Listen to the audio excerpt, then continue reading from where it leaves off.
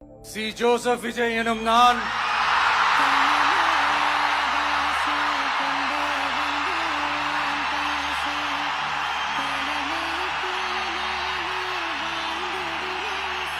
சட்டப்படி அமைக்கப்பெற்ற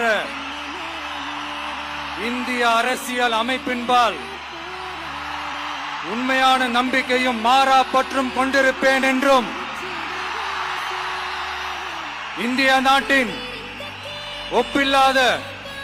முழு முதல் ஆட்சியையும் ஒருமையையும் நிலை நிறுத்துவேன் என்றும்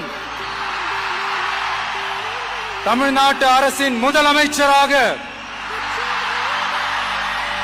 உண்மையாகவும் உளச்சான்றின்படியும்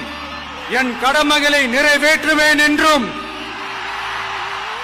அரசியல் அமைப்பிற்கும் சட்டத்திற்கும் இணங்க அச்சமும் ஒருதலை சார்பும் இன்றி விருப்பு வெறுப்பை விலக்கி பலதரப்பட்ட மக்கள் அனைவருக்கும் நேர்மையானதை செய்வேன் என்றும் ஆண்டவன் மீது ஆணையிட்டு உறுதிமொழிகிறேன்.